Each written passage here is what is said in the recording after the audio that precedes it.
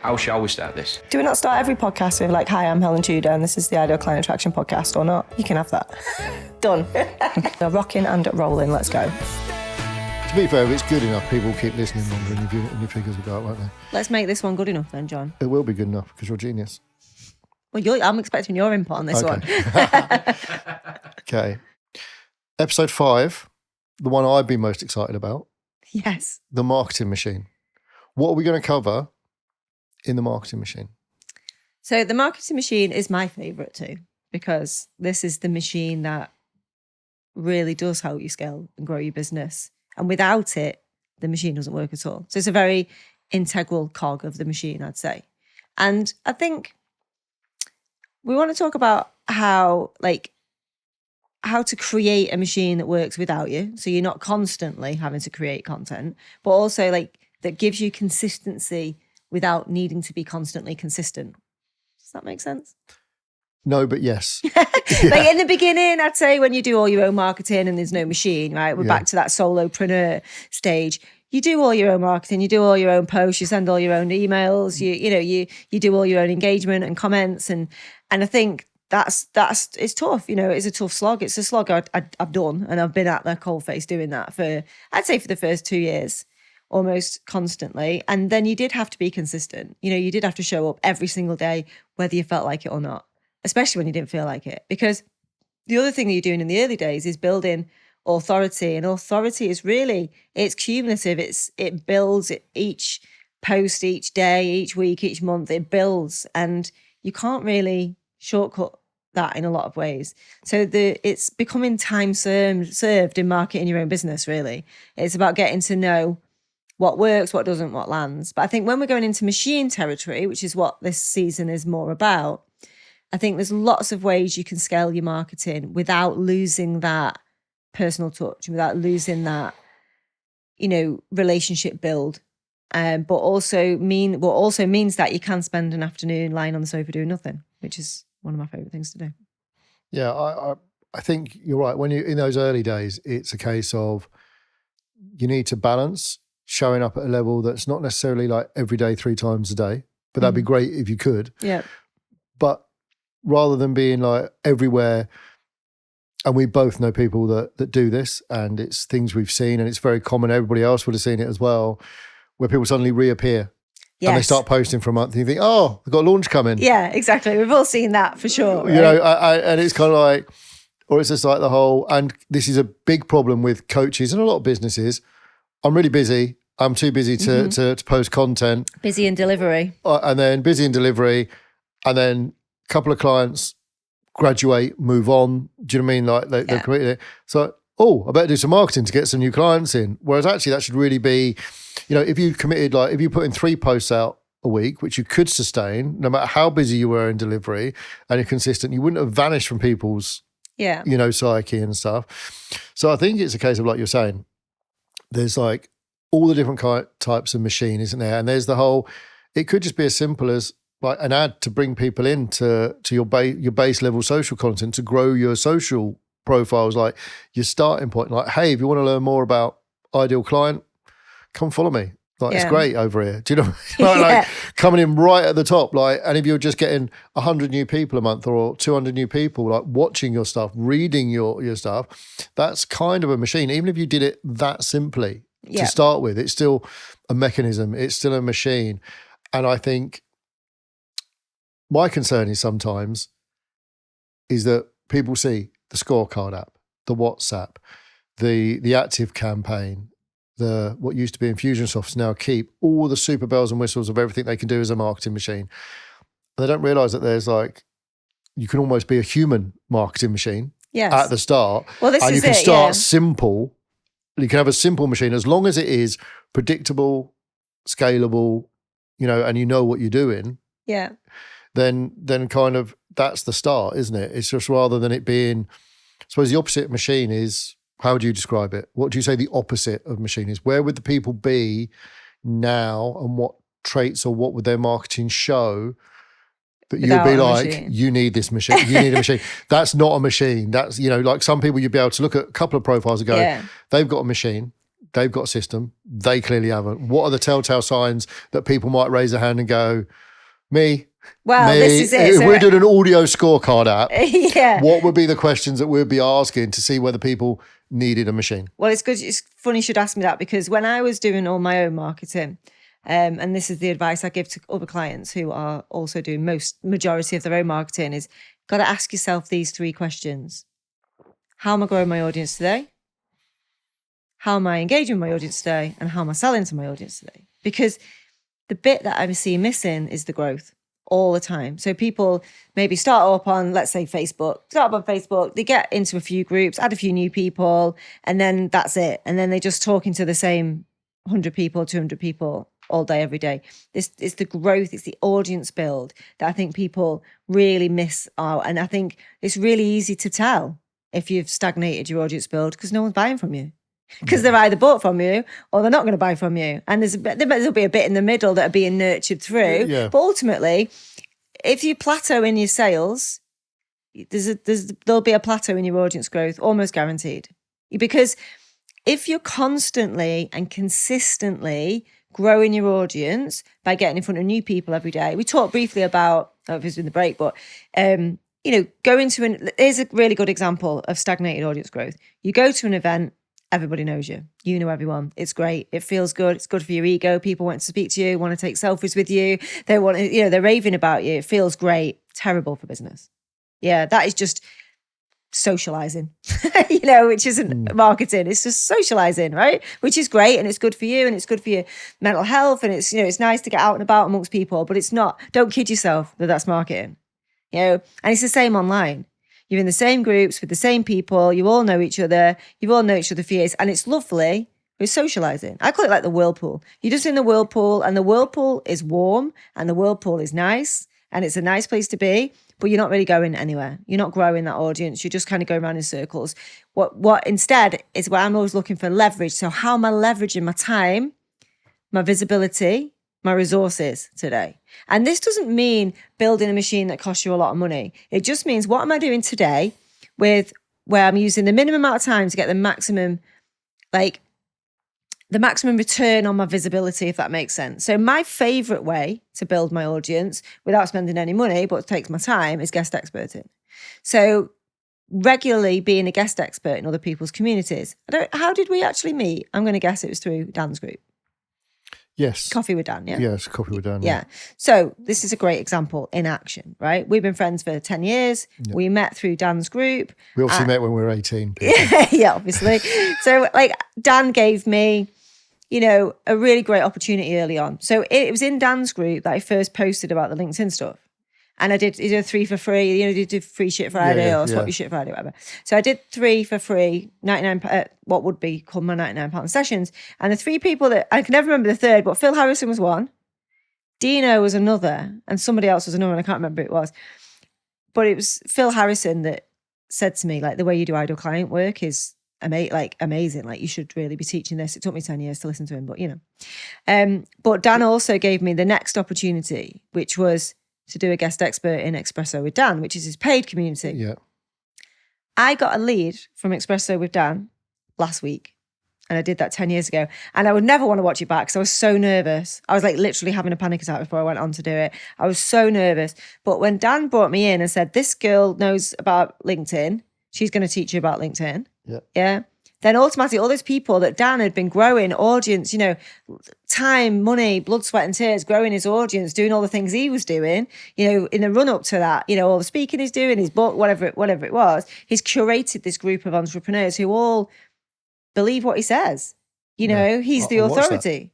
Did you watch it? I bet it was so cringe. I watched it, and I would very much like now, Dan, if you're watching, or one of Dan's team, can you please send us that clip so that it can be edited in?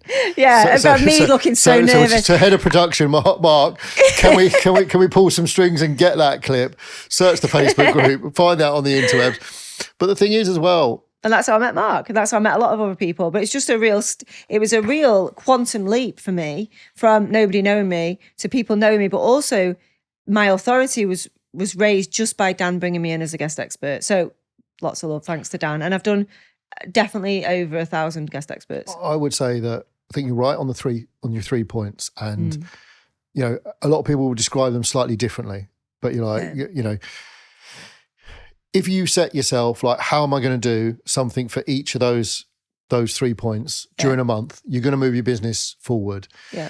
And I do agree that when you first start, other people's audiences, OPA, as I call it, like what other people's audiences can you be in it? And not that you're stealing them, not that you know, nothing malicious. You're actually offering something of value to them that will help be a thing that the other people aren't adding. And just to carry on that kind of story there with the Dan story, what kind of happened after Helen had done that? Helen become, I think, one of the first stages of personal brand, and when you know it's hit, is when you become taggable. Now, the first signs of being taggable, like phase 1 level of taggability is... Taggability, I love this. We need this as a graphic, So the first, so that stage 1 taggability, it's like, it's a bit like contagion. It's like you are directly in contact with that person that's contacted you. They have seen your stuff. Yeah. So someone that was in that espresso with Dan had actually seen that and said, I was watching something from Helen. She sounds pretty smart. Might be worth reaching out to her. Yeah. Or they've worked with you. So someone that's worked with you directly, or someone that knows you, tagging you. That's like phase 1. You know you've really made it if they're like in 3 and 6 months. I've never worked with this person, but I see a lot of other people tagging this person, so it might be worth talking to them. And like that's like you've made it. Taggability, where you become so famous for your thing in your little corner of the internet or with an amount of people that don't know you, but they see you tagged all the time when other people are looking for an expert. You know, whether it's a videographer, whether it's an SEO person, whether it's a LinkedIn person. If you are not getting tagged regularly when someone's asking people for, you know, what you do and what you offer, there might be people out there with like normal businesses, say a plumber. Mm-hmm. If you see in a community Facebook group, I'm part of a community Facebook group for Shoebury, it's hilarious. Like, I need a plumber to do this. And there will be about 15 people that will always mention the same guy. Then there'll be another 5 that will always mention the other guy. But if you're not getting tagged in that, something's wrong. Yeah. Do you know what I mean? Like, but when you start getting tagged by people that don't even know you, have never been a customer of you, you're thinking, well, actually, my brand and my reputation must be carrying pretty well. Yeah. Because people are starting to tag me that have never worked with me, never they just know my name. They're just like, look, loads of people rave about buying a car from that garage, or like they talk about this mechanic. I found a new tyre place that way. Everybody else was raving about them. So I just thought, oh, I need a new tyre. I'll go there. So you go to other people's audiences, it expands that level of taggability that you get. And then it's like, you're starting to get people, it's not always the people that you know, it's the conversation they're having. And then they go, I've mentioned you to people before. Oh, I want to get into LinkedIn. I think that's more my thing. Well, we'll talk to Helen then. Yeah. And it's like, and likewise, I've grabbed some SEO clients this year. People going, oh, I'm going to need to start doing some more with SEO. Oh, you need to talk to John. Yeah. Which is also a really good point on staying with the same thing. I know I've just pivoted, but in my defense, I did 10 years at one and then I'll do another 10 at this. But that's the other thing, is because people then think, oh, I think Helen does LinkedIn, but she's now doing, it has to be a very clear transition that people understand so they can refer you for both. I think I'm in that phase at the moment. Yeah. But I knew I'd hit the taggability championships when I was walking down the canal. I told this story, I think, in season 1. I was walking down the canal, just minding my own business, and my phone, Facebook Messenger started ringing, and it's Shah Wasmond. Well, I nearly dropped my phone in the canal because she was like this huge, influential. I wasn't in her world. I knew who she was. I'd seen her speak and stuff. Don't tell her this. It'll go straight to her head. I know, but she just rang me. And Shah, we're mates now. She just went, Helen. I went, hello? And she said, you are doing something right because I have never heard of you. And I just talked about LinkedIn and you have been tagged more times than I've ever seen anyone be tagged in our community and you're not even in it. She said, you are doing something right. She said, I want to say, well done. And also, can you come and do a guest expert in my community? So let's go back. Let's go back to being starstruck by Shah phoning you by canal. Probably the most northern place to get a phone call that I've ever heard of, apart from being down the mines, maybe. No signal. But what had you been doing up until that point, do you think, that got you? Because that's not flash marketing, is it? Being tagged? No. It's not. What do you think had been doing? Was it a lot of what we're saying? Guest experts? Just lots of guest experts. Delivering And value.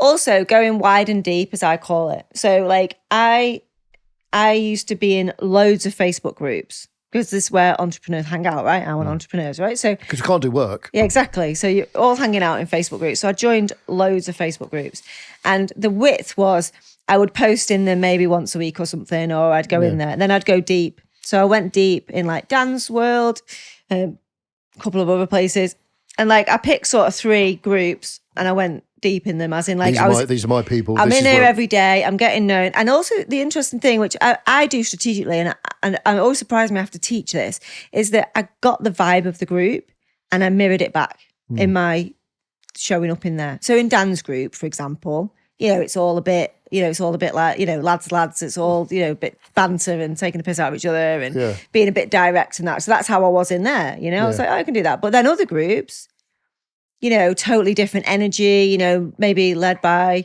a sane person. No, maybe more like your more sophisticated self was more able to sophisticated. So like maybe a woman who's running a VA group, for example, and they were really good clients for me at the time. And and then I'd just be a different version of me in there.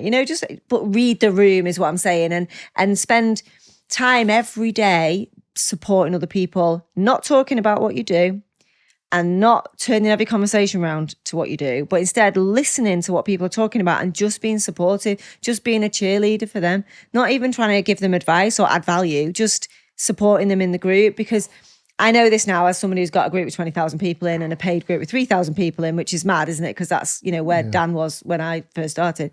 That's what we want in our communities. We want people in there showing up, getting the vibe, reading the room and supporting our people, not in there trying to sell and in my wide groups, it'd be like, it's Friday, post your offer. And I'll just be like, here's a link to my 5-day challenge, whatever. I wasn't really invested. But in the, 3 or 4, maybe 5 groups, I was every night when I'd sit down and watch telly, I'd be spending time engaging in those groups because that's where my people were. And that's how you get known. It's like any kind of networking. And the other thing that I used to do was I'd see who people were engaging with and I'd follow those people and I'd get into their worlds and start to talk to them as well. Just, online social climbing. And that's done me really, really well. Some people say to me like, like you and Shah are like the same, aren't you? And I'm like, no. But perception wise, they think I am because I'm in Let them think it, yeah. Yeah, exactly. So I'm like, oh no, Shah's done this, and then she's got an MBA or whatever. But, it's just perception then because you're seen to be almost online socializing with people at a level. And it was really interesting because I posted recently about how much money have you made since you've been online. And I posted recently about people who've made 7 figures. And there's a lot of people in my audience made a lot of money. And it's just really interesting because when I first started out, no one in my audience was making any money because we were all sort of just starting out. And I've managed over the years to attract a lot of really good people into my world.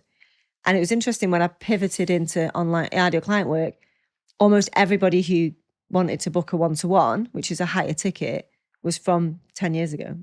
I think there's that trust and value. So we're going to scoot over the fact that Helen's just admitted she has multiple personality disorder. If there is anybody out there that can help, contact her team. They're probably already aware. Yeah. But I think you're right. And it sounds a bit like seedy sometimes, like, I'm going to go and be in this, for this purpose. It's like, it's not, because the groups are only there for a certain purpose. Yeah. And as long as if you are generally adding value, and the thing with some of those groups you mentioned were, the goal of Coffee with Dan was to get people, when it first started, back in the early days, when I was a lad, it was 2 2-hour work blocks a day that everybody turned up and doing. Then it's sort of evolved into more of like an entrepreneurial help. And Dan's goal was to help entrepreneurs get going, Yeah. And so it really helped having those other experts in there. So like Mark, who's doing the production here, would talk about video. There'd be people that would talk about mindset. That's all like resident expert. Absolutely. Vibe, really, and it kind of actually helps. So if you're hearing it now, there are people that do this wrong and there are people that teach this wrong. There are people that go in with a very kind of like I definitely did it wrong in the very early days as well. I got kicked out of a fair few groups being too promotional. Because there's very much like, you can go in there to like trade your time and effort for credibility, or there's a bit of a rape and pillage mentality where people go in and they try and treat the groups for like, what can I get out of this group? And and just what can I get out of it. But I think when you're adding value and you're mirroring the group, like you said, you're there with a tone, and you get, is this group more of a social hangout where everybody doesn't pitch and you just kind of like do that? And like, that's fine. And other groups are a lot more brutally business where there's less comments, but it's like, I've got this problem, who can help me solve it? Yeah. And that's it. And it is just other people's audiences to get taggable. And like you said, that was probably one of your first machines, right? Yeah. That tag machine. It was like, I'm going to go and I'm going to make sure that my audience are in these groups. Now, I'd imagine that if you totaled out the amount of people in the groups that you're posting to, it's probably 100,000 people in total. If not, that's something you can really easily do. If you're putting yourself in front of 100,000 people regularly and delivering value, you're not going to not win. Yeah. There's no way that nothing good can come out of that. If you are there helping, doing something good, and you had all right, I'm going to post in these ones, and I'm going to really deliver value in these ones, and I'm going to try and see what traction I can get, what group wants me. Because it's also a case of like, again, don't let that land on your ears as like Helen was going in there and seeing what she could get.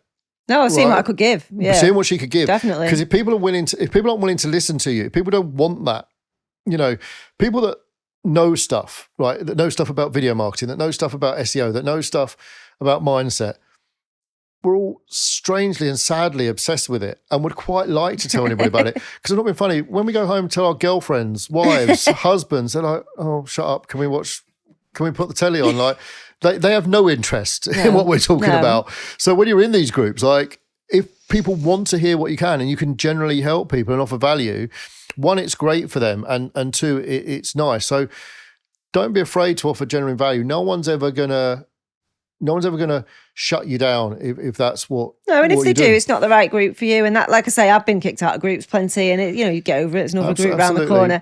But I think honestly, if I was to total up where 80% of my clients have come from over the years that haven't been through paid advertising, they'll have come from those communities. Like you say, because I was posting and getting known. And this is the thing, it's about getting known. It's about documenting your own journey. I talked a bit about pay to play, I think, in the first series, where I talk about, if you invest in a community, then even more so, like, document your journey in there and make everything relevant to the topic. But it's knowing how to play the game so that then you get known. And it's just a case of, how can I get known in this room, this digital room, so that people know who I am? And then if they want to find out more, they'll follow the digital breadcrumbs back to my profile. And my profile says what I do. This is why I have a blue tick. So blue ticks on Facebook are paid for now. Yeah. I think it's about 20 quid a month. But I do that so people think, why has she got a blue tick? That's all. It's just interest. So they come back and it says what I do. Then I've got them onto my profile. Whether they follow me or not is up to them. But it's just about, how can I get in front of as many people as possible in a way that feels good to me, and it feels good to me to go into communities and talk to people and help people. And then how can, when they are interested in what I've said or what I'm talking about, or just in my vibe and want to be friends, that's the thing about social. We're supposed to be wanting to be friends, not clients and suppliers. So, do they want to be friends with me? Then that's the machine in action, really. Because, like, let's take Katie as an example. So Katie's my daughter. Yes, obviously, it's helpful that she's my daughter. She runs a LinkedIn growth agency, right? Yeah. She has one product she sells to one person at a time. It's £99 a month, and she adds 100 people, asks to connect with 100 people a month on LinkedIn, a week on LinkedIn for you, right? So that's 400 people she's putting you in front of every single month, whether they accept or not, obviously, but your name and headline goes in front of them. Now, she's got a really good business, right? She's doing really well. She's got herself a nice Mercedes. I've referred to a couple of people. Yeah, she's got a nice Mercedes outside. She's about to work with Dan, actually. But anyway, she's very lucky. Obviously, she's got me as a referrer because I've got lots of clients. However, when she came to my in-person day and I was talking about the machine and talking about growth and engagement, she's now got to 5,000 friends on Facebook. Because she's been active in groups, she's been asking to be friends with people, she's been accepting friend requests that are, people who've got professional photos. So she's got 5,000 people in her friends list, and that's in 6 months, something like that, maybe. Her growth's been phenomenal. And like you say, there is a roadmap there. But I think from following Katie, from when she was just your daughter, like seeing like the pictures, obviously like 10 years ago, she was nowhere near this. And so what's interesting, it's like, really simple. This is what I sell. This is what I do. This is the outcome you get for it. It's so simple. So I can't get it wrong if I'm telling someone about it. Yeah. You know, it makes it so easy to refer Katie. We'll start on LinkedIn. Well, look, if you need to get in front of those more people, hire Katie. She'll give her the job titles. What do you need to get in front of? Marketing executives in America. Tell Katie Let her do that. Like do that. And then you start posting on LinkedIn. You can worry about a different job, because how much do you charge now? $100 an hour. Well, you're not going to do what she's going to do for the same amount of money. You're just not going to do it, basically, yeah. And it makes that simplicity of service, again, makes that taggability in the early days really. Now, it's not that she can't offer anything else, right? So I would say, like with what Katie does, if that's what she becomes known for, that's great and that's fine. And that's what she should keep being known for until she's bored of it or until that. But it could be that actually, once people inquire, there could be a whole suite of services that Katie can add as and when she feels ready to do so or wants to do so, because she'll have people that know her for growing LinkedIn, growing the LinkedIn services. And it might be that she might add hey, I'm going to add a LinkedIn outreach, like a different service, or I'm going to do this, or you know more about LinkedIn to me. But it could be like, we're going to do what we're doing on LinkedIn, on Instagram. Yeah. We're going to reach out to certain people on Instagram and go, hi, I'd really love your content. And we're going to start conversations with X amount of people, like unique conversations, because people will know her either as the growth person, like, because she's doing one channel, or they'll know her as like associated with LinkedIn. And it'll be like, oh, and you'll get this few people be like, yeah, talk to Katie because she does something like to do with LinkedIn. Yeah. And there's a tangible result there. And I think when you started, I remember one of your big home runs from an audience point of view was your success of your £99 thing. Because of inflation, that was probably the equivalent of like a £2,000 thing these days in new money. Yeah, £99 thing. It was like everyone. It's like you had a £99 thing, and I can't remember what yours was a consult, wasn't it? It was an hour, or was it? My £99 thing was it was just an hour over Zoom, and I'll show you like how to understand your ideal client and how to set up your LinkedIn and what to do on LinkedIn every day. And then I remember once I started working, because Helen is a bit smart, it was just like, you actually did a webinar on how to find your £99 thing. Yeah, how to create your £99 thing. That was mad, actually. That was, one of my most popular webinars ever. Idea. There are people still from around this era that we kind of kick around with online that still have, as part of their suite, a £99 thing. Yeah, to try before you buy, but pay as you play. Absolutely. It's great. So we've established that Marketing Machine can be really, really simple. With like just literally, I'm going to post here this amount of times with this outcome. That's why I'm going to do it. And I'm going to focus on 3 key metrics and look at, am I growing in each one of those 3 things? And we haven't even gone really into paid. No. Yet. We haven't gone into the other methods of other people's audience. So before we go paid, tell me if you agree with me or not. I think we should touch on, while we're talking about other people's audiences and growing fame and taggability and referability, because that comes with trust when other people are actually telling people to do you, to hire you. I think we should talk about some of the other ways. So you talked about groups. Yes. Groups and guest experting, getting on people's podcasts is a big one. So guest experting. So let's talk about great ways of showing your expertise. Podcasts. So getting into other people's paid programs is really good. I like that one particularly because it stays and it goes into their portal. I did a post the other day, so you can steal this idea. I just said, who would like a free 30-minute ideal client attraction training from me for you to then upload and put in your portal? Yeah, like a private, like it's me in your. It was literally, I recorded it. The dog got involved, and I had to get up and move it. So it wasn't probably my best work, but I just did it anyway. Yeah. It's a 30-minute. I popped it on the download link, and again, I've got an audience for it, but so many people just popped out the woodwork and was like, yeah, I'll have it. I think I sent out maybe 80. Right, that's 80 people's portals that's now got my name and face and call to action in. That's. And leverage time, right? And the thing is as well, it took me half an hour to do and about an hour to send out the links. And I could have outsourced it, but I did it myself. So I would say this is a bit like Netflix, right? If I'm choosing something to watch on Netflix and no one's told me whether it's any good or not, I'll generally give it about 6 minutes, 7 maybe, and I'll start noticing whether I'm on my phone as well. Yeah, I can't be, that's not that good. If someone's told me, watch it, it's good, I give it more time.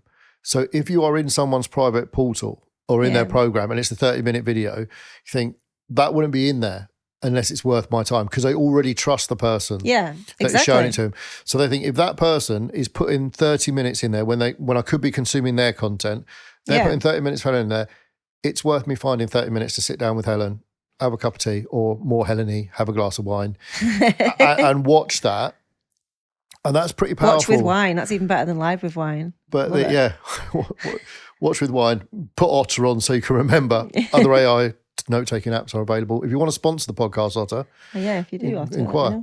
But and I think that's the thing. Like, there is that whole association stuff. But it's so leveraged. It's so leveraged. But that is so leveraged because it took me half an hour and a half of my time, right? Half an hour to record it, an hour to send it out. That goes out to 60 to 80 people's portals, can't remember. That will just sit there forever. And then that person is then promoting their own program and bringing in new leads and bringing in new fresh people to come and see me again. And then I'm just sat there. Now, is it as good as me going and doing a guest expert live? No, right? Because they can't ask me questions. We can't interact. I can't make it, specific for their audience. But it's also if I haven't got 80 hours to go and do that for 80 people, Yeah. So I did it once, even though it wasn't as, to me, it's almost like the best is me in person and then the next best is me live on a call. And then the next, it is down the chain of best, but it's leveraged highly. So I love that. But say, for example, you're in my portal, which doesn't exist, which is why she's not. I'm in a lot of people's portals. Yeah. Okay. So you're in my portal and I start noticing that people are watching and raving about it. Yeah. What am I going to do? I'm going to be like, Helen, can we do a live training? Yeah, exactly. People are loving your content, but we're getting these questions. Yeah, exactly. And I think that actually that kind of works better in a time leverage way. Mm-hmm. Give a broadcast, like a 30-minute training, and then get the people to ask the questions and then go, look, then I'll come back on and I'll do a live and I'll answer the questions. I even thought about that, because I thought maybe we should make this prerequisite. So instead of me doing that, everyone's got to watch that first. And then, like you say, I'll just come and make it specific for them. Get some questions for me to answer, but get the questions pre-booked in. Then I'll come on and I'll come on a live with your audience and I'll answer the questions live we'll book a date to do it. So like, hey, you've all watched Helen's training or go and have another watch. Yeah. And then we'll get her on a live to ask your specific questions because those portals, I imagine with how diverse your audience is, it could be aesthetics practitioners. Oh yeah, it could be we're doing them for property. It could be because of your husband's, it could be lumberjacks, it could be anything, and a generic training like you've done, specific to what you're doing. When you're doing those 30 minutes, you have to appeal to everybody. But then when you're answering the questions, you can go, oh, these are what the aesthetics practitioners really want to know. And then you can answer the questions and you can tailor your answers to them. But they don't need everything tailored to them. That first 30 minutes. The great. It's almost when I think about the thousands of guest experts I've done, it's like it's the same content over and over again. So really it's going to help me keep myself fresh than just doing the same trainings over and over again. I really do like that. I don't know. And again, not mine, stolen because I've seen it. I don't even know whether people are doing it on purpose. But I have seen that whole, here's a video and then we're going to do a questions. So they do it publicly as well. So they give people a long time to watch the video, and then it's kind of like, and then we're going to get them in on this date. Post your questions, because even then, if the person can't be there to answer the questions, but then also you don't get that awkward position where they go, "Any questions?" And I was like, "No." I don't get that, John. Do you like chocolate? But it's sort of. But as I say, it builds up a nice database of questions. You know what you're going into. You can grab some answers before you turn up, make sure you got the data there, specific. So that is a very leveraged way, is to send out a training. Yeah. I mean, and how easy is that for people to do? Hey, I've created this thing. Yeah. I mean, I'm sat here now thinking, why have I not done that? I know. It's just like, I used to do it where I always do guest experts, and then got really burnt out really in terms of time. And then I thought, well, I could just record trainings for people in my own time. So then I'd have a list of people who work trainings, and I'd be like, oh, hiya, Sarah's asked me to do this training. Isn't Sarah great? I know you're all whatever. But then I'm still having to record it in my own time. So this is even more leveraged, which I just So how I would do this and how I think I might try and do this is I'll come up with one 30-minute training. So maybe like SEO you can do, like stuff that people can do on their own website for themselves, like the easy stuff. Also, it's stuff that's really annoying when you're an SEO pro to have to do because you're just like, just do this. It'd make life a lot easier if everybody had done this, like set up Google Search Console, set up Google Analytics. If you don't understand what that means, don't worry. Don't need it for the purpose of this podcast. But then you could record that 30-minute video, and then all you need to do is just record a 2-minute intro. Yeah, for each one. Before you go into it, like, hey, I'm here. Helen's asked me to record this for you, video on stuff like that. Oh, here's a training I've done for all your group. Any questions, let me know and I'll pop in the group in a couple of weeks and answer them all for you. All you have to do is like add like a minute or two to the start of each video. So you do the 30 minutes, like standard, then you can just intro and outro it and just go, if there's anything specific, or just go, in that video, I mentioned this for you guys in a VA land, this might be different. Yeah. Or for you guys in, you make it a bit more specific. I think if you really want to. If if it's a big group or an important group, you can totally tailor it. Or if the person says, yes, I'd love to, but can you tailor it for me? Yeah. I mean, Mark's the expert, but I imagine it's not that hard to add an extra minute on the just front do an or the intro back and if you've got a core thing. So again, that's another way that you've just come up with that's probably groundbreaking, like your 99-minute thing, your 30-minute training. Yeah.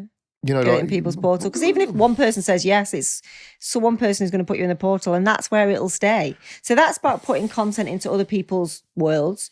The other way, which I equally love, is being on podcasts. Now, I love being on podcasts deeply because I normally don't get asked about my thing as much, if that makes sense. So a guest expert is always a training, really. Podcasts, they tend to ask me more questions about me and my business, which I like because it's just, a bit different. But what I love about podcasts is that it's open source public information. Yeah. So if you think the portal stuff is behind, is usually behind a paywall for the people, podcasts are out there forever. And I've only found this out recently, is you can create a playlist of all the podcasts you've been on. I did not know that. I did not know that. So you can create a playlist that has all the podcasts you've been on. Why didn't Mark tell us that? I don't know. Someone told me that in my comments and I was like, that blew my mind. I know you can do that on YouTube. So you can create a playlist of other places that, you've been. And I've seen people do that superbly. But that's really good, isn't it? With the podcasts and stuff. And the podcasts are some of my, again, I think best content. And also, so just very leveraged because they're out there forever. And then that person's, the thing with podcasts is you've got to promote it as much as the person whose podcast it is. And you should. Yeah. So we promote it hard to our audience. Then we get that win-win.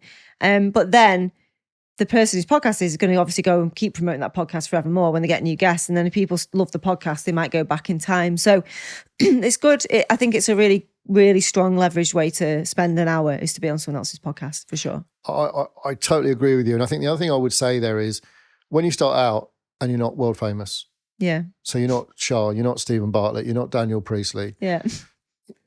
People might be, the podcast you're getting asked on. Yeah, I don't care. Many views. I never ask how many subs But here's what's really interesting about that. When the podcast gets bigger, actually, like then those guests might come on and then you're on the same podcast as some of those other people in the playlists and stuff like that. And there's that credibility down the road. I think the other thing is as well, I spoke to a podcast pimp. Well, I don't think that's what they actually call themselves, like podcast promoter. That's a great name though. Yeah, the podcast pimp.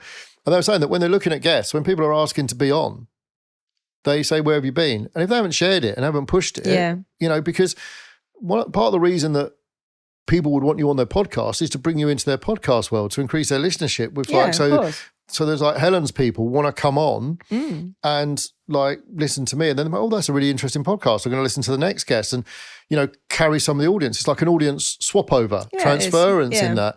So when you are being a guest anywhere in a community or as a podcast guest, I think people sometimes are underappreciative publicly. They might feel it. Yeah, but you very rarely, and you've always done it, it's like, hey, I'm running a guest expert in here. It's a group for this people. If you're interested, it's well worth. How hard is that for you to write a post saying, this is it. I've been asked to be a guest expert in Coffee with Dan. It's a great group with a load of batshit crazy entrepreneurs where they're trying to get things done. And, why don't you come come join us. I'm going to be there. It's in there. Or I've just uploaded a training portal to this portal. This is what the portal offers. If you're interested in that kind of thing, check it out.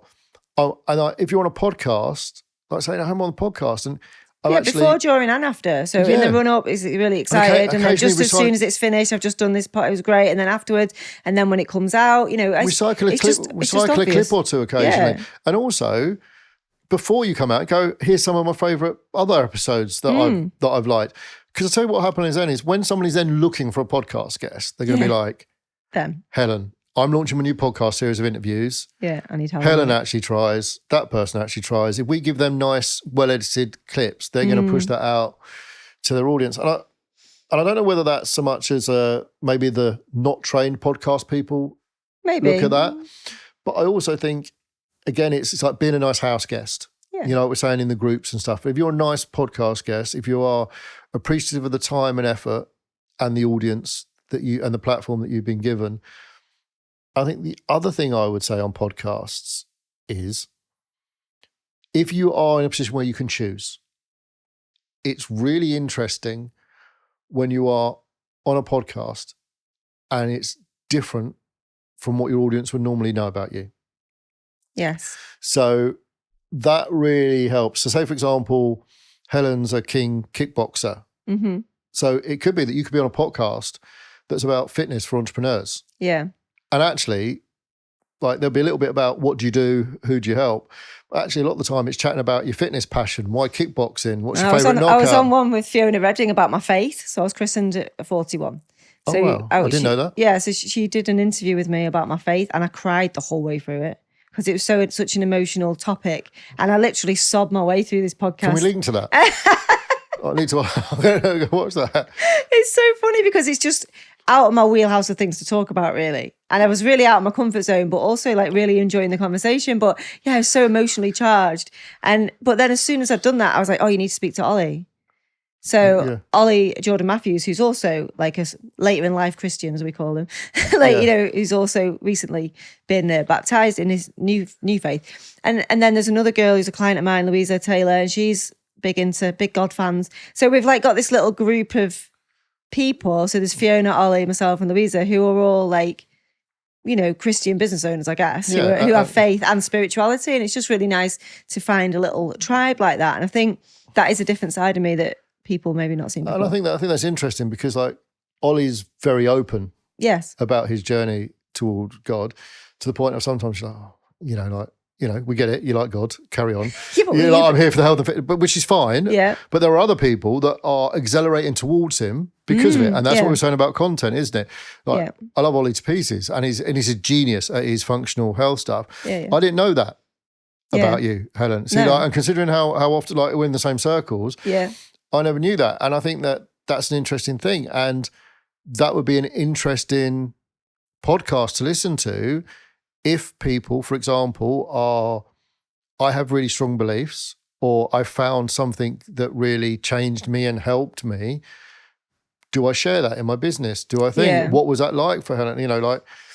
Is that a bit weird to come out to my audience and kind of say, hey, like, I found God. It was behind the sofa when I was like 41 or something. do you know what I mean? Like, but it's just another angle, isn't it? It's like a journey. But as I say, I think... Same with the spirituality stuff, though. The more open I am about the spirituality stuff, the more people are coming, but also being repelled, which is okay. Which is interesting because one person said, I don't want to be around Helen anymore because I'm religious. I believe in God, not spirituality. And I was a bit like...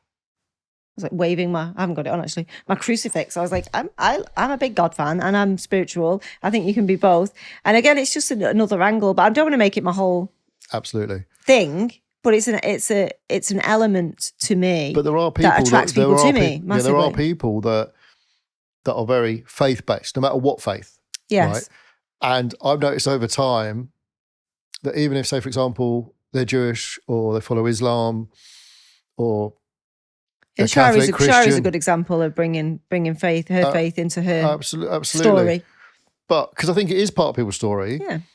But I think what's interesting, it doesn't have to be the same faith for some people. No. So here's the thing, like, I think some people go, they get that something is important to me and that there's a set of morals and guidance, that there's a navigating thing that's outside of them that they choose to adhere to that gives them comfort, direction, whatever it is each person's getting out of having that faith. Now, it might be a case of to other people it's there, but I honestly think that even if it's not the faith, because I don't think anybody comes out, there's not an entrepreneur, there's 2 entrepreneurs I know that seem to like flag way for their faith, you know, and it's like, I'm here for that type of this faith business owners and stuff, which is all right. It's niche and it's what they want to do, and it's a free world, and it's great. But generally, just to go, okay, you know, they go to synagogue on Saturday, they go to church on Sunday, they've got a set of morals and guidance, and that's important to them. That's what they believe. I don't go to church on Sunday, by the way. But absolutely, but do you know what I mean? I think that when people find out more about you, like you said, people will repel or come closer, and the success you've had over the 10 years and being a badass businesswoman and still being someone that is open to faith at a later age and that journey, that'll make people like, oh, what's there? And I am a bit confused. And people are like, oh, spirituality, because I believe in God. Like, because in my mind, and I'm probably just going to offend everybody on things, we might need to cut this out. Like God is a spirit. Like, do you know what I mean? It's just like spirituality kind of is the all-encompassing thing of all of something that. Bigger than yourself. It's also within you at the same time. I would categorize it as absolutely a faith in something. But it's like when people go, oh, they go yoga, it's not very Christian. It's like, do you know what I mean? But as I say, I've got absolutely none of that in me at all. Do you know what I mean? But I still like the fact that people do it. And do you know what else I like? I like the fact when people are strong enough to convey their beliefs, you know, and be honest about them. Yeah, you know, in a public setting. I think that's great marketing, because it's like, I'm not hiding stuff. This is what I was just going to say. Yeah, I was going to say, like, to really tie this back into marketing, it's probably going a bit off on a tangent, but it's like, one of the things that people say to me about me a lot is, you are who you say you are. You know, you are, real different, you know, wherever I see you, you know, pretty much the same person. And I think really being good at marketing is being as true and honest to yourself as you can be, because you can't get tripped up. You can't trip up. You can't get it wrong if you're just yourself. And you can reveal new parts of yourself, but you're not trying to be something you're not. So when you do a lot of marketing like I do, so a lot of podcasts, a lot of guest experts, a lot of showing up, you couldn't maintain any kind of facade, because you just share hours of footage and hours of time spent engaging and interacting with people. And the thing is I'm doing this at scale. So there's a lot of people out there who've interacted with me, not all good. Some, you know, early days me was a bit of a knob. I talked about this in season 1. Like, you know, I used to argue with people. If they wanted to argue with me, I'd defend my work to the death. I would defend my clients. Nowadays, I'm much more zen, much more chilled, because my authority speaks for itself now. So I don't have that need to kind of overcompensate. But over the years, you know, if people have followed me consistently and they've seen me, yes, change and evolve, but not be one person 1 minute and then another. You know, that consistency in who you are will help with your consistency in marketing. Your positioning, if you like, never changes if you are positioned as you know? No, and I think that's the interesting thing. So I would say with things like, we're talking about being in front of other people's audiences, like podcasts, interviews that end up as a blog post, when they're exploring different parts of yourself, you know, that aren't your normal product or service. Yeah. So your normal product and service is very much your ideal client avatar stuff. It was your LinkedIn stuff. Yeah. That's what people are coming to Helen's page for. But what's great is if someone comes in late, so they haven't watched the first 5 seasons of Helen. Do you know what I mean? They haven't watched those 10 years. Having that stuff out there, it's like, do you want to learn more about me? Because some people like to know a lot about someone. So now there's a podcast probably where you've spoken about your fitness love and your kickboxing. And there's another one where you've spoken about coming to faith late. And it's like, you can put them in a little playlist and go, this is more about me. Like, here's a little intro video where I talk about, you know, my family, you know, struggles, all that. And if that's on other people's podcasts, that's great. That even looks better.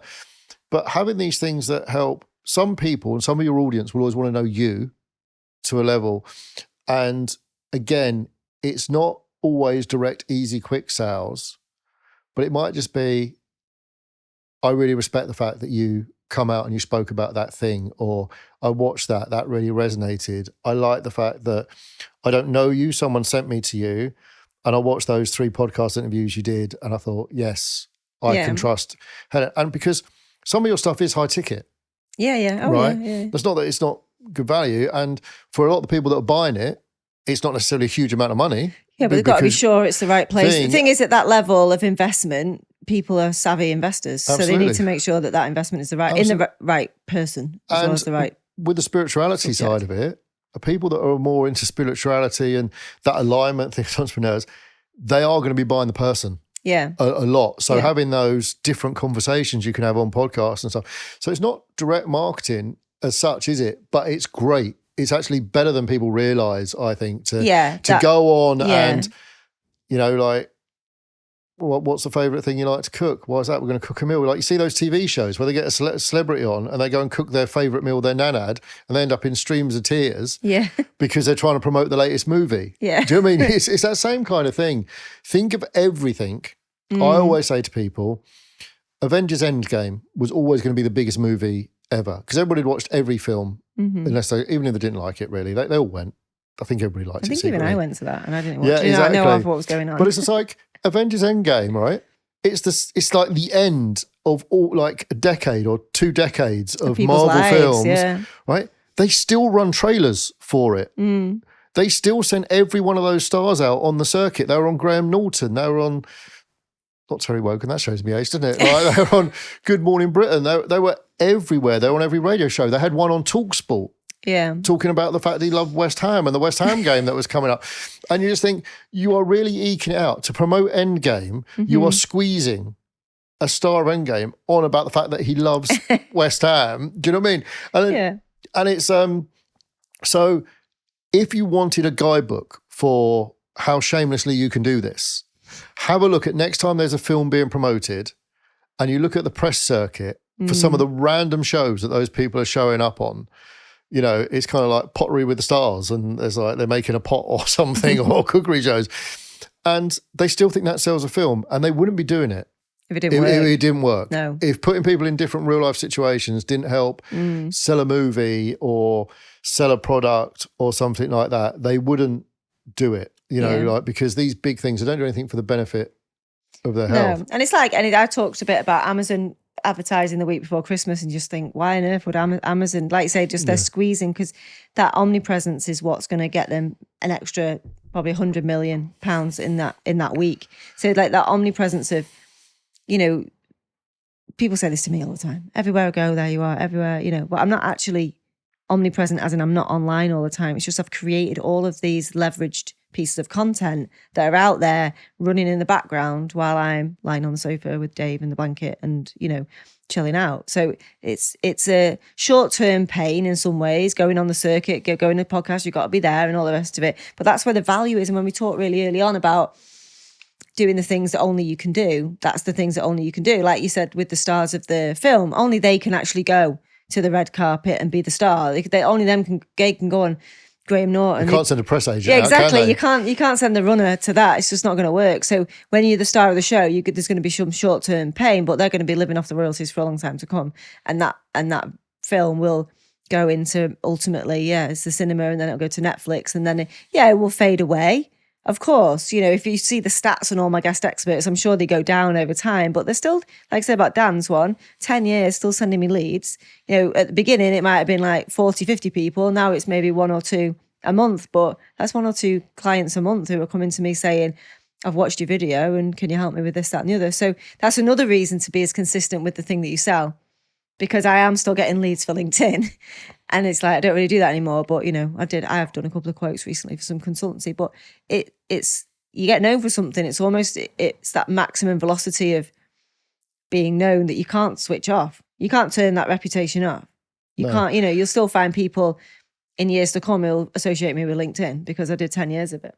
The other thing is as well, with all of this, and because of your transition, like from 2 different, just to make clear, between 2 different like main product offerings, what hits home, and with all the work you've done, is that the personal brand and your character traits as who you are as a businesswoman and a business person, and the fact that you have a track record of delivering has meant that transition, you've maintained your reputation. Yeah, it's carried over. It's carried over. Even though it's something that's new to a new audience. And it's been interesting going almost back to the beginning in a way, but I'm not back to the beginning. But those 10 people still know that, like, actually, Helen delivers great stuff. Helen delivers at a high standard.